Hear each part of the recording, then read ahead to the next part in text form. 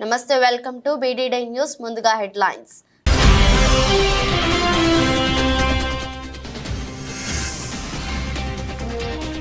సిద్దిపేటలో అర్ధరాత్రి ఉద్రిక్తత.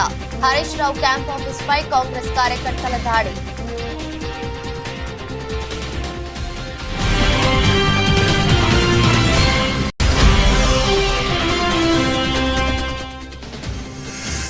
నిడదవోలులో అన్న క్యాంటీన్ను ప్రారంభించిన మంత్రి కందుల దుర్గేష్. పేదవాని ఆకలి తీర్చేందుకు ప్రారంభమైనదే అన్న క్యాంటీన్ అని వెల్లడి.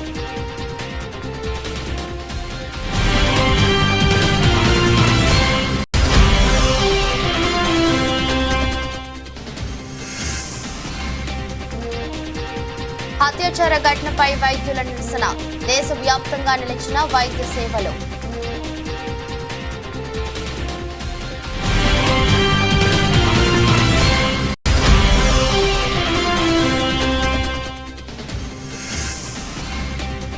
మెల్బోర్న్ ఫిలిం ఫెస్టివల్లో రామ్ చరణ్ గ్రాండ్ ఎంట్రీ. ఘన స్వాగతం పలికిన అభిమానులు.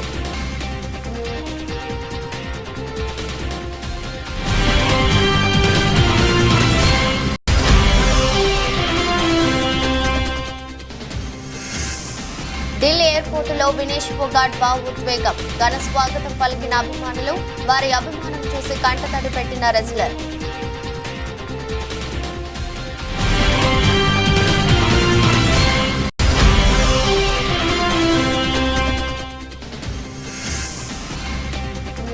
దూసుకుపోయిన స్టాక్ మార్కెట్లు. 7 లక్షల కోట్లు పెరిగిన ఇన్వెస్టర్ల సంపద.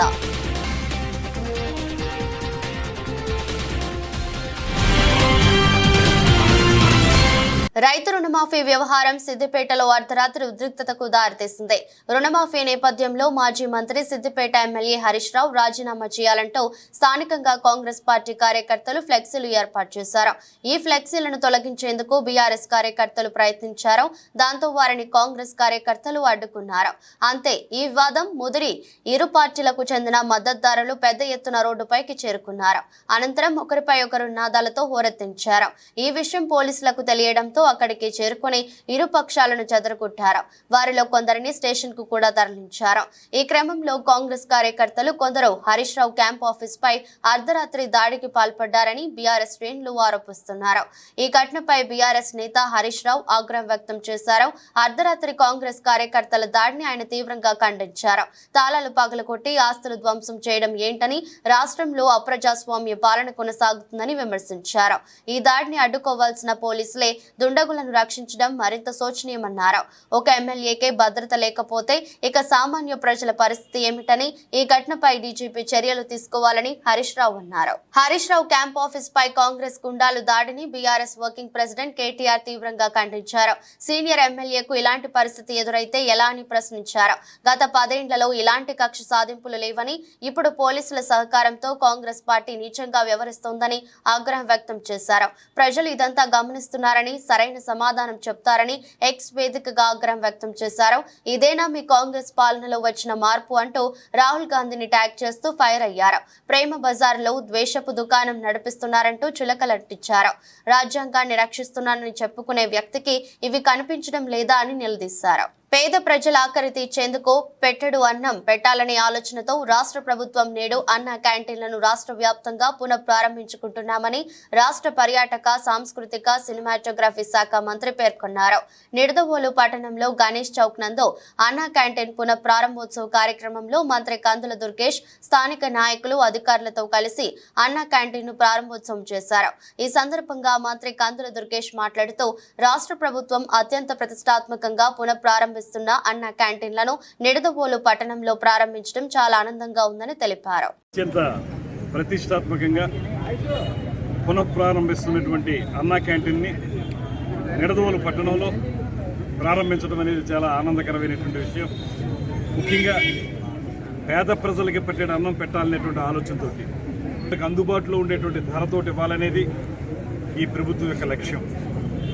2014-19 వరకు ముఖ్యమంత్రి చంద్రబాబు నాయుడు గారి నేతృత్వంలో అన్నా క్యాంటీన్లు ప్రారంభించుకున్నాం.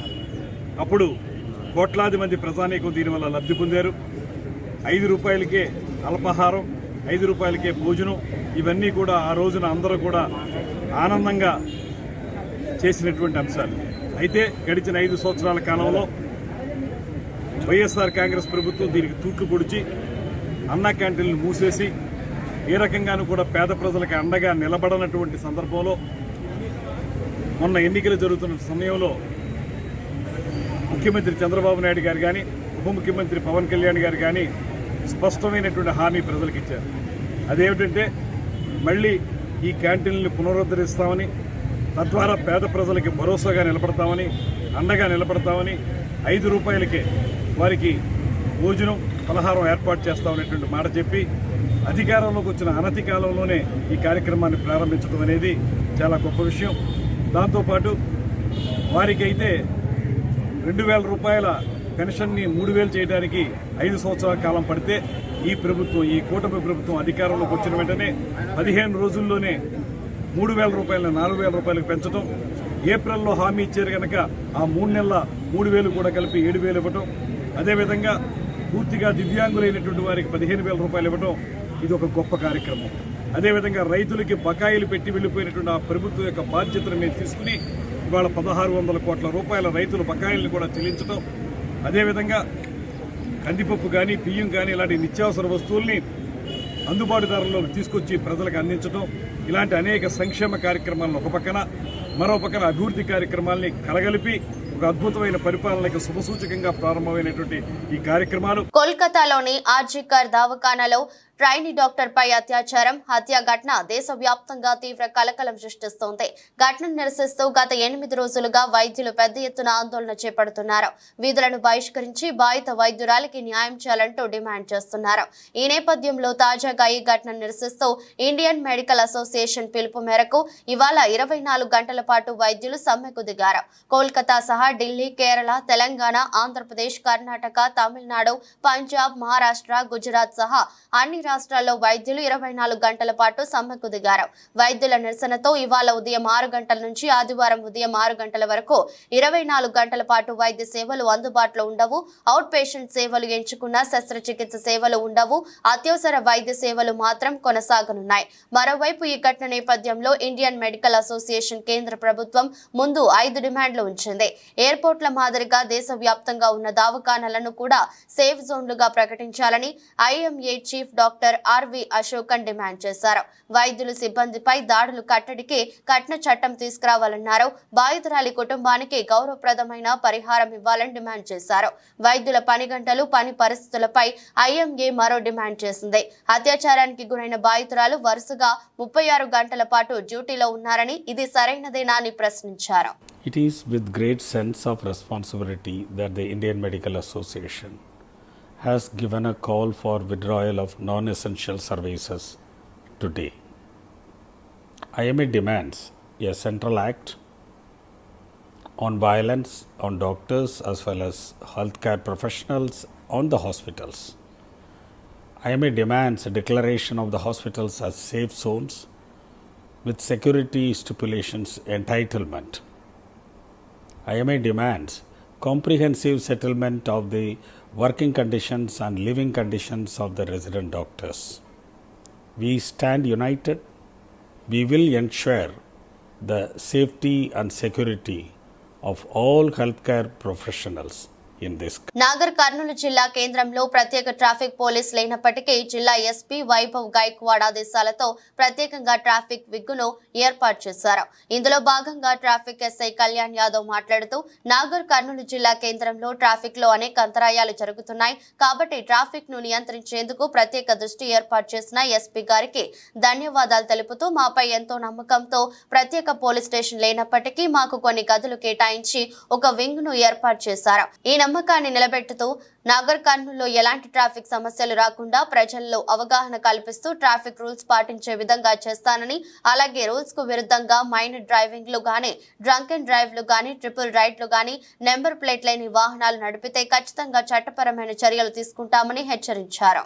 ప్రత్యేక దృష్టి పెట్టేసి ట్రాఫిక్ పోలీస్ స్టేషన్ లేనప్పటికీ ట్రాఫిక్ ఒక ప్రత్యేక విభాగం ఏర్పాటు చేయాలని చెప్పేసి ఎన్నో రోజులుగా దీని గురించి బాగా మాతో డిస్కషన్ చేసిన తర్వాత ఎస్పీ సార్ గారు తనంతట తాను ఇనిషియేషన్ తీసుకొని ట్రాఫిక్ ఎక్కువ మొత్తంలో పోలీస్ స్టేషన్లో కంటే ఎక్కువ మొత్తంలో మెనూని ఇచ్చేసి ఇక్కడ నాగర్ కర్నూలుగా మొత్తం ఒక హెడ్ ఆఫీస్గా, దాంతోపాటు అచ్చంపేట, కలవకుర్తిలో గిట్ట అక్కడ ట్రాఫిక్ మెయిన్ చేసి దీని ఒక పటిష్టమైన వ్యవస్థగా ఏర్పాటు చేయాలని చెప్పి సార్ చాలాసార్లు ప్రయత్నించి రీసెంట్గా మనకు 26వ తారీఖు నాడు ట్రాఫిక్ పోలీస్ స్టేషన్గా మరియు ట్రాఫిక్ వింగ్గా ఇనాగ్రేషన్ చేయడం జరిగింది.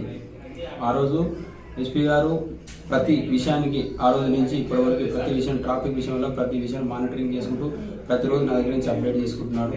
నాగర్ కర్నూలు నూతనంగా ఏర్పడిన జిల్లా కాబట్టి దీనికి కొన్ని మౌలిక వసతులు కొత్తగా ఉన్నాయి. వాటిని అన్నింటినీ దృష్టిలో పెట్టుకొని ప్రతిదాన్ని మనకు ఇంకొకటి నాగర్ కర్నూలు వచ్చేసి ఒకటే రోడ్డు, సింగిల్ రోడ్ ఉంది. దాని విషయం వల్ల ఎస్పీ సార్ దాని విషయంలో క్లారిటీ ఉండినందున ట్రాఫిక్ ఎక్కువ మొత్తంలో స్ట్రెంత్ ఇస్తే దీన్ని స్టెరిలైజ్ చేయడం కానీ అన్ని చేయడం కానీ చెప్పాడు. నెక్స్ట్ ఈ కొత్త పోలీస్ స్టేషన్ కోసం అని చెప్పి ఎస్పీ సార్ గారు మన ప్రభుత్వానికి గిట్ట లేఖ రాయడం జరిగింది. కొత్త పోలీస్ స్టేషన్ అయ్యేలోపు అన్ని రోజులు గిట్ట దీని ట్రాఫిక్ నియంత్రణ చేయాలని చెప్పేసి మన ట్రాఫిక్ పోలీస్ స్టేషన్ రాకుండా వింగ్ అనేది ఏర్పాటు చేసి చేశాడు. నేను ఈ విషయంలో ట్రాఫిక్ తరపు నుంచి ఎస్పీ సార్ గారికి ధన్యవాదాలు తెలియదలుచుకున్నాను. ఫస్ట్ ఆఫ్ ఆల్ మన ట్రాఫిక్ రూల్స్ అండ్ రెగ్యులేషన్స్లో భాగంగా ఎక్కువ మొత్తంలో minor driving, drunk and driving, without number plate, ఇంకా స్పీడ్ అంటే ర్యాష్ డ్రైవింగ్ ఎక్కువ మేము కాన్సన్ట్రేషన్ చేయడం జరిగింది. మైనర్ డ్రైవింగ్లో వచ్చేసి పిల్లల భవిష్యత్తు అంతా క్షణికావేశంలో నడవడం వల్ల వాళ్ళ ఫ్యూచర్ అంతా భంగం చేసుకుంటున్నారు. డ్రంక్ అండ్ డ్రైవ్ పొద్దుస్తమానం వాళ్ళు వర్క్ చేసి సాయంత్రం ఇంటికి వెళ్ళే టైం అయినా కానీ లేదంటే చిన్న ఫంక్షన్ చేసిన తర్వాత ఇంటికి వెళ్ళే సమయంలో మాల్కాలు సేవించి మధ్య బండి నడపడం వల్ల వాళ్ళు ఎలాంటి అనుకోని పరిణామాలు జరగడం వల్ల వాళ్ళు చనిపోవడం కానీ చేయడం జరుగుతుంది. మన రీసెంట్గా ఎస్పీ సార్ చెప్పారు, నాగర్ కర్నూలులో గత 1 ఇయర్లో 200 మంది చనిపోతే అందులో నియర్ బై 170 మెంబర్స్ కేవలం యాక్సిడెంట్ వల్లనే చనిపోయారు. 30 మంది మాత్రమే అంటే మర్డర్స్ కానీ వేరే కారణాల ద్వారా చనిపోయారు. దీన్ని బట్టి మనకు అర్థమైంది ఏంటంటే ఎక్కువ మొత్తంలో యాక్సిడెంట్ వల్లనే చనిపోతారు. కాబట్టి యాక్సిడెంట్లు కాకుండా నివారించడం ముఖ్య ఉద్దేశంతో సార్ గారు మన చెప్పారు. కాకినాడ జిల్లా Jaggampeta community health centre doctor Praneeth ఆధ్వర్యంలో నిరసన కార్యక్రమం చేపట్టారు. కలకత్తాలో మహిళా వైద్యురాలిపై అత్యాచారం చేసి హత్య చేసిన వారిని కఠినంగా శిక్షించాలని డిమాండ్ చేస్తూ కమ్యూనిటీ హెల్త్ సెంటర్ వైద్యులు సిబ్బంది నల్ల బ్యాడ్జీలు ధరించి నిరసన తెలిపారు. ఈ సందర్భంగా డాక్టర్ వర్మ సుగంధి మాట్లాడుతూ కలకత్తాలో మహిళా వైద్యురాలిపై జరిగిన అత్యాచారం, హత్య నిరసిస్తూ రాష్ట్రంలో ప్రభుత్వ ప్రైవేటు ఆసుపత్రులలో వైద్యులు సిబ్బంది ఒక్కరోజు నిరసన తెలుపుతూ శనివారం ఉదయం 6 గంటల నుండి సాయంత్రం 6 గంటల వరకు నిరసన తెలుపుతూ విధులను బహిష్కరించడం జరుగుతుందని చెప్పారు.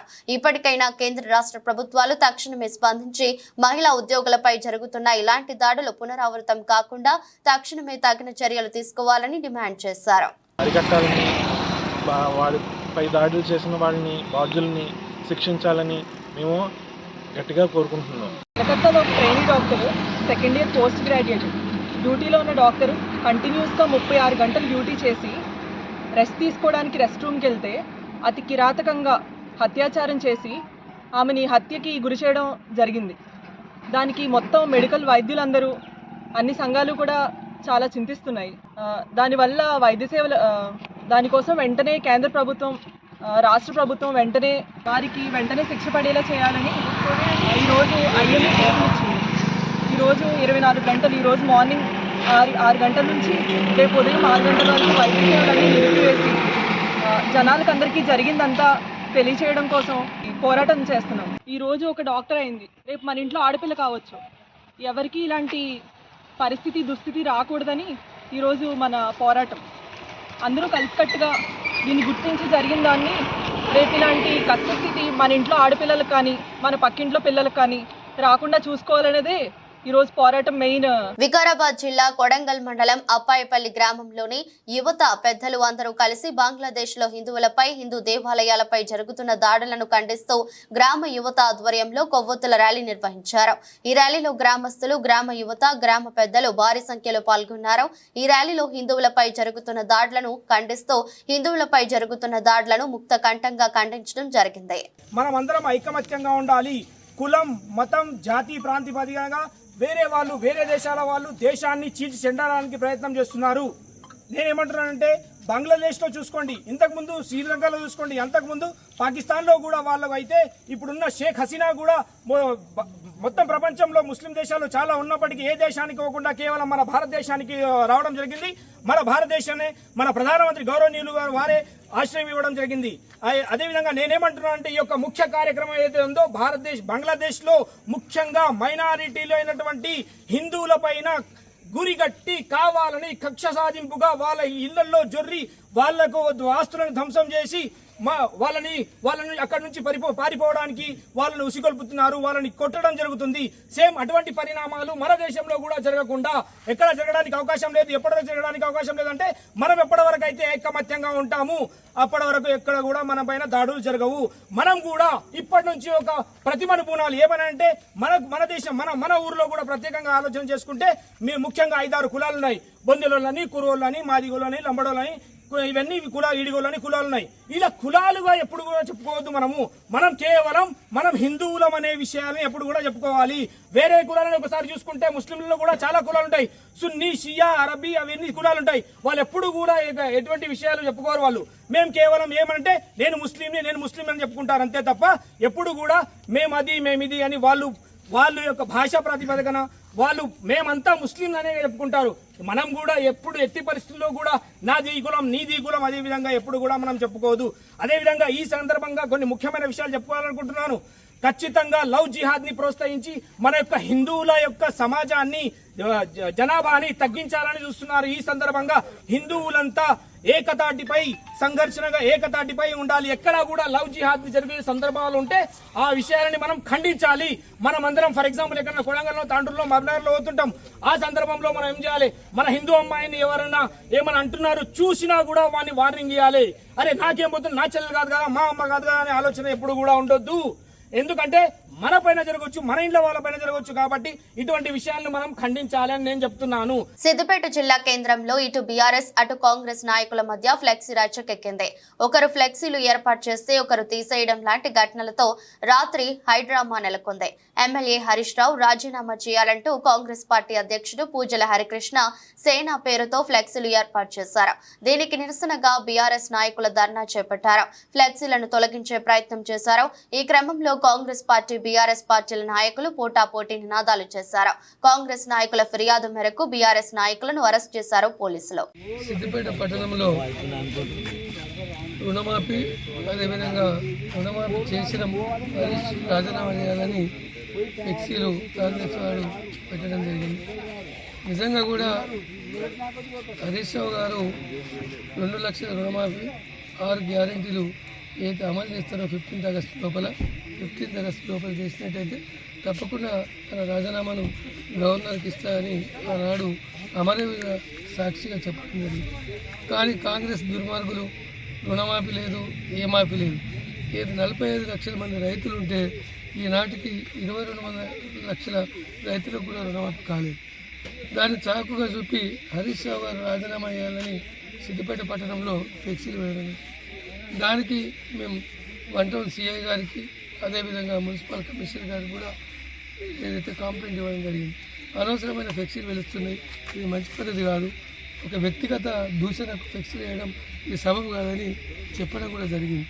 కానీ దురదృష్టవశాత్తు మరి పోలీసులు ఏం ఆలోచన చేసిందో కానీ సుమారు 8 గంటల నుంచి 11 గంటల దాకా హైడ్రామా చేసి 10:30కు మా వాళ్ళందరినీ కూడా 3 టౌన్ పోలీస్ స్టేషన్కు అరెస్ట్ చేసి తద్వారా ఆ ఫ్లెక్సీలు తీయడమే కాకుండా కాంగ్రెస్ గుండాలు ఎవరైతే ఉన్నారో క్యాంప్ కార్యాలయాన్ని ధ్వంసం చేశారని చూసుకుంటా పోలీసు వాళ్ళు ఉన్నారంటే దీనికి ఏం సంకేతమో మాకు మాత్రం అర్థమవుతలేదు. దయచేసి ఇప్పటికైనా పోలీసులు నిష్పక్షంగా ఉండాలి. ఏ ప్రభుత్వాలు మేము గత 10 సంవత్సరాలు టీఆర్ఎస్ ప్రభుత్వం గవర్నమెంట్లో ఉన్నాం, కానీ ఏనాడు కూడా రాష్ట్రంలో ఎక్కడ కూడా ఎవరి మీద కేసులు పెట్టలేం, ఎవరిని కూడా అరెస్ట్ చేయలేం. కానీ దురదృష్టవశాతం కాంగ్రెస్ ప్రభుత్వం వచ్చిన 8 మాసాలను హత్యా రాజకీయం చేస్తుంది, అరెస్టుల పర్వం చేస్తుంది. అరెస్టులు మంచివి కావు, హత్యా రాజకీయం మంచిది కాదు. ప్రజలకు సేవ చేయాలి, ప్రజల మన్నన పొందాలి తప్ప ఈ కక్ష రాజకీయాలకు చేసినట్టయితే తప్పకుండా ప్రజలు గుణపాఠం చెప్తాం. కోల్కతాలో ట్రైనీ వైద్యురాలపై జరిగిన లైంగిక దాడిని ఖండిస్తూ నిర్మల్ జిల్లా కేంద్రంలోని డాక్టర్స్ IMA ఆధ్వర్యంలో నిరసన కార్యక్రమాన్ని నిర్వహించారు. చేతిలో ప్లకార్డులు పట్టుకుని నిందితులపై కఠిన చర్యలు తీసుకోవాలని డిమాండ్ చేశారు. ఇప్పటికే దేశవ్యాప్తంగా 24 గంటల పాటు వైద్య సేవలు నిలిపివేశామని, కేవలం ఎమర్జెన్సీ సేవలు మాత్రం కొనసాగిస్తున్నామన్నారు. నిందితులపై కఠిన చర్యలు తీసుకున్నట్లయితే ఆందోళన కార్యక్రమాలను ఉధృతంగా చేపడతామని హెచ్చరించారు. మన మహాభారతంలో అట్లా 90 డిగ్రీలు అటుకు అట్లా చీల్చి ఆమెను మొత్తం గ్యాంగ్ రేప్ చేసి తర్వాత మొత్తం గొంతు నులిమి, అసలు ఎంత గొంతు నులిమిందంటే ఇక్కడ ఒకటి హయాడ్ పోను అని ఉంటుంది, దాని అది మొత్తంగా ముక్కలు అయిపోయింది. ఆమె ఎంత విలవిలలాడిండొచ్చు, ఆమె ఎంత ఘోరంగా, ఆమె ఎంత బాధను అనుభవించిండొచ్చు. అసలు మనం నిర్భయ గురించి విన్నాం కానీ నిర్భయకంగా కిరాతకంగా అమానుషంగా ఒక అమ్మాయిని విలవిలలాడుతుంటే ఆమెను రేప్ చేసి దాదాపు ఆమె ప్రైవేట్ పార్ట్స్ల లోపల కూడా చాలా సీరియస్ ఇంజ్యూరీస్ ఉన్నాయి. అసలు అందులోపల అసలు డాక్టర్స్ కలెక్ట్ చేసింది దగ్గర 150 గ్రాముల సెమెన్. అంటే దాదాపు వాళ్ళు ఎన్నిసార్లు రేప్ చేసిండొచ్చు, ఎంతమంది రేప్ చేసిండొచ్చు. అసలు నిజంగా ఈ దేశపు రాజకీయ వ్యవస్థ కానీ, అధికార యంత్రాంగానికి కానీ, ప్రభుత్వ యంత్రాంగానికి కానీ అసలు ఈ వ్యవస్థలకు ఏమన్నా సిగ్గు శరం ఏమన్నా ఉన్నదా?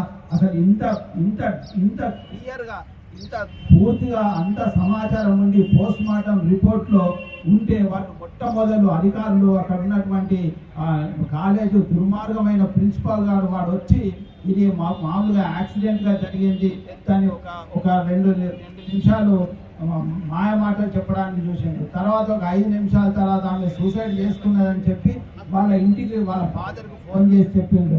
తర్వాత మళ్ళీ ప్రొద్దున పోస్ట్ మార్టం రిపోర్ట్ వచ్చిన తర్వాత ఇది రేప్ అండ్ మర్డర్ అని అప్పుడు డిక్లేర్ చేసి ఎవరో పోలీస్ డిపార్ట్మెంట్లో పోలీస్ వాలంటీర్గా పనిచేస్తున్న కొన్ని సైకో కానీ తీసుకొచ్చి వానికి డబ్బులు ఇచ్చి వాటితో ఒప్పించి వాడే మర్డర్ చేసినాన్ని ఒప్పుకొని వాడిని అరెస్ట్ చేసి మేము అరెస్ట్ చేసినామని చేతులు దులుపుకోవడానికి ప్రయత్నం చేస్తున్నారు. కానీ దీని వెనుక చాలా పెద్ద కుట్ర ఉన్నది, దీని వెనుక మాఫియా గ్యాంగ్ ఉన్నది, దీని వెనుక అధికార యంత్రాంగం ఉన్నది, దీని వెనుక పోలీస్ యంత్రాంగం, అక్కడ పోలీస్ యంత్రాంగం ఉన్నది, రాజకీయ. మరి ఈసారి ఒక డాక్టర్ వైట్ కోట్ మీద ఉంది, మరి వాళ్ళకి ఎలా చేయాలనిపించింది? పోయినసారి ఇలా చెప్పేసి కేసుని తప్పుదోవలకు తీసుకెళ్ళిండ్రు. మరి ఈసారి అయితే జరిగింది నిజమే కదా, చూసారు కదా అందరూ. మరి మాకు జస్టిస్ కావాలి కదా. మరి ఇంకొక కొత్త రూల్ తీసుకొచ్చిండ్రు, గర్ల్స్ అనే వాళ్ళు నైట్ బయటికి రావద్దు, నైట్ రోడ్స్ మీదకి రావద్దు అనే రూల్ వచ్చింది. మరి నైట్ డ్యూటీస్ ఉన్న వాళ్ళు ఏం చేయాలి? నైట్ బయట పడుకున్న వాళ్ళు ఏం చేయాలి? ఇంట్లో ఉండాలా? చెప్పండి. మాకు జస్టిస్ కావాలి, కంపల్సరీ. మాకు జస్టిస్ కంపల్సరీ కావాలి. వారణాసి నుంచి అహ్మదాబాద్ వెళ్తున్న సబర్మతి ఎక్స్ప్రెస్ రైలు పట్టాలు తప్పింది. ఉత్తరప్రదేశ్లోని కాన్పూర్ భీమ్సేన్ స్టేషన్ల మధ్య ఈ తెల్లవారుజామున 2 గంటల 30 నిమిషాల సమయంలో 22 బోగీలు పట్టాలు తప్పాయి. అంటే దాదాపు రైలు మొత్తం పట్టాలు తప్పినట్టే. కాన్పూర్ సెంట్రల్ రైల్వే స్టేషన్ నుంచి బయలుదేరిన అరగంటకి ఈ ప్రమాదం సంభవించింది. కాగా ఈ రైలు కంటే 9 నిమిషాల ముందు అదే మార్గం గుండా పాట్నా ఇండోర్ రైలు సురక్షితంగా వెళ్లింది. రైల్వే ట్రాక్ పై ఉన్న వస్తువును ఇంజిన్ ఢీకొట్టడంతో ఈ ఘటన జరిగినట్టు రైల్వే అధికారులు తెలిపారు. అయితే ఈ ఘటనలో ఎలాంటి ప్రాణ నష్టం సంభవించలేదని, ఒకరికి కూడా గాయాలు కాలేదని చెప్పారు. సమాచారం అందుకున్న వెంటనే రైల్వే అధికారులు ఘటనా స్థలం వద్దకు బస్సులు పంపించారు. వాటి ద్వారా ప్రయాణికులను అహ్మదాబాద్ పంపే ప్రయత్నం చేశారు. ఓ పెద్ద బండరాయి ఇంజిన్ కు తాకడంతో అది బాగా దెబ్బతిందని, ప్రమాదానికి అదే కారణమని లోకో పైలట్ తెలిపాడు. రైలు పట్టాలు తప్పడంతో ఆ మార్గంలో ప్రయాణించాల్సిన పదుల సంఖ్యలో రైళ్లను రద్దు చేశారు. కొన్నిటిని దారి మళ్లించారు. గ్లోబల్ స్టార్ రామ్ చరణ్ ఆస్ట్రేలియాలో జరుగుతున్న మెల్బోర్న్ ఫిలిం ఫెస్టివల్లో సందడి చేశారు. మెల్బోర్న్ నగరంలో ఆగస్టు 15 నుంచి 25వ తేదీ వరకు Indian film festival of Melbourne 15వ చలనచిత్రోత్సవం నిర్వహిస్తున్నారు. ఈ ప్రతిష్టాత్మక ఈవెంట్ కు గౌరవ అతిథిగా రామ్ చరణ్ కు ఆహ్వానం అందింది. ఈ నేపథ్యంలో ఫిలిం ఫెస్టివల్ కు విచ్చేసిన రామ్ చరణ్ కు అపూర్వ స్వాగతం లభించింది. IFFM వేదిక ప్రవాస భారతీయులతో కిక్కిరిసిపోయింది. వందలాది మంది అభిమానులు రామ్ చరణ్ ను చూసేందుకు పోటెత్తారు. రామ్ చరణ్ ఎవరిని నిరాశపరచకుండా అందరికీ అభివాదం చేస్తూ ఓపిక్గా సెల్ఫీలు ఇస్తూ ముందుకు సాగారు. బ్లాక్ సూట్ లో షేడెడ్ కూలింగ్ గ్లాసెస్ తో రామ్ చరణ్ ఈ ఈవెంట్ లో స్టైలిష్ గా దర్శనమిచ్చారు. రామ్ చరణ్ తో పాటు అర్ధాంగి ఉపాసన కూడా ఈ కార్యక్రమంలో తలుక్కుమన్నారు. I've shot extensively. I've shot in Melbourne and Sydney. Probably I stayed here for 30 odd days near the marina. I remember it was such a beautiful experience, beautiful people. I was feeling very sad to leave and go back to India after my shoot. But nevertheless, I'm here again after 14 years, probably 12 years. It's a pleasure to see so many Indians now feeling Australia, Melbourne at home today. Those days we'd never seen so many Indians, and today they're feeling at home, they're feeling safe in your country. I'm so happy to know that, to see all my friends and family who've come up. Hi. So, చాలా ఆనందంగా ఉందండి మిమ్మల్ని అందరినీ ఇక్కడ కలవడం. Olympics క్రీడల్లో పాల్గొని స్వదేశానికి తిరిగొచ్చిన భారత స్టార్ రెజ్లర్ వినేష్ ఫోగాట్ ఢిల్లీ విమానాశ్రయంలో కన్నీటి పర్యంతమయ్యారు. తనను స్వాగతించేందుకు వచ్చిన అభిమానులను చూసి భావోద్వేగానికి లోనయ్యారు. రెజ్లింగ్ లో వినేష్ ఫైనల్ కు చేరిన అధిక బరువు కారణంగా పతకానికి దూరమైన విషయం తెలిసిందే. అయితే వినేష్ పతకం గెలవకపోయినా అభిమానుల మనసులు గెలుచుకున్నారు. పతకం గెలిచిన క్రీడాకారుడి కన్నా ఎక్కువగా అభిమానులు ఆమెకు ఘన స్వాగతం పలికారు. ఢిల్లీ ఎయిర్పోర్ట్ కు పెద్ద సంఖ్యలో అభిమానులు చేరుకోవడంతో పోలీసులు అదనపు భద్రతా ఏర్పాట్లు చేయాల్సి వచ్చింది. ఎయిర్పోర్ట్ టెర్మినల్ నుంచి వినేష్ బయటకు రాగానే బ్యాండ్ మేళంతో పూలమాలలతో రెజ్లర్లు, కుటుంబ సభ్యులు, అభిమానులు స్వాగతం పలికారు. అది చూసిన వినేష్ కన్నీటిని ఆపుకోవడానికి విఫలయత్నం చేశారు. విమానాశ్రయం బయట కారులో వినేష్ ను ఊరేగింపుగా తీసుకెళ్తుండగా కంటతడి పెట్టారు. దీంతో పక్కనే ఉన్న తోటి రెజ్లర్లు సాక్షి మాలిక్, బజరంగ పూనియా, కాంగ్రెస్ ఎంపీ దీపేందర్ హుడా వినేష్ ను ఓదార్చారు. కాగా ఒలింపిక్స్ లో సెమీఫైనల్ మ్యాచ్ లో వినేష్ విజయం సాధించిన 100 గ్రాముల బరువు ఎక్కువగా ఉండటంతో ఆమెపై వేటు పడింది. సెమీస్ విజయంతో రజతం గాయమైన అధిక బరువు వల్ల పతకం దక్కలేదు. దీనిపై వినేష్ ఫోగాట్ చేసిన అప్పీలును court of arbitration for sports తిరస్కరించింది.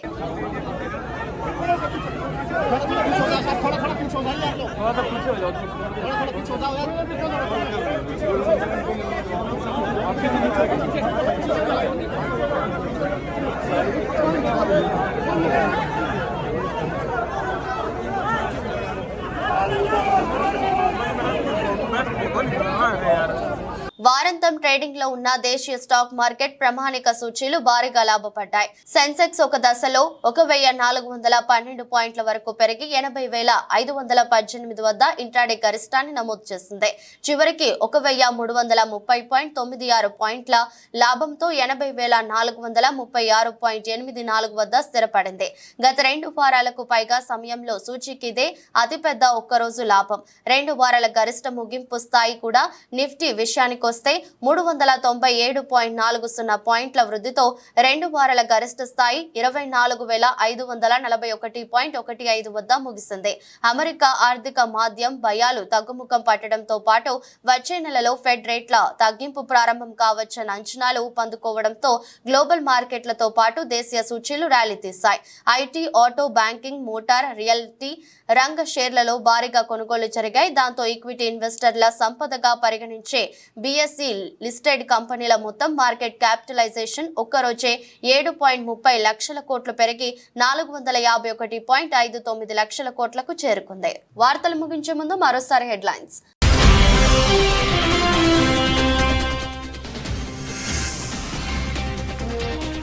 సిద్దిపేటలో అర్ధరాత్రి ఉద్రిక్తత. హరీష్ రావు క్యాంప్ ఆఫీస్ పై కాంగ్రెస్ కార్యకర్తల దాడి.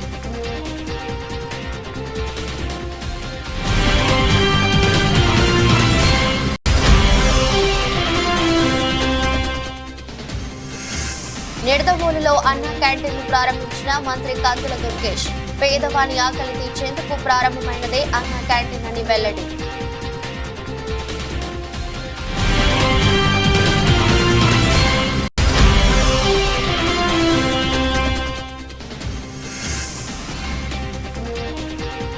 అత్యాచార ఘటనపై వైద్యుల నిరసన.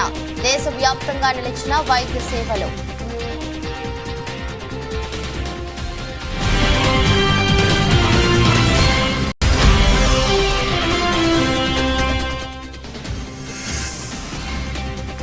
మెల్బోర్న్ ఫిలిం ఫెస్టివల్లో రామ్ చరణ్ గ్రాండ్ ఎంట్రీ. ఘన స్వాగతం పలికిన అభిమానులు.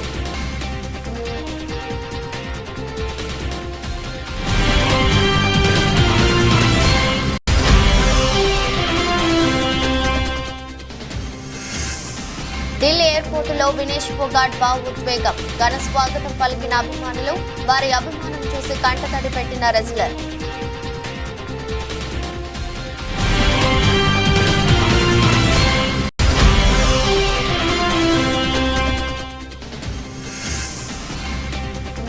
దూసుకుపోయిన స్టాక్ మార్కెట్లు, 7 లక్షల కోట్లు పెరిగిన ఇన్వెస్టర్ల సంపద.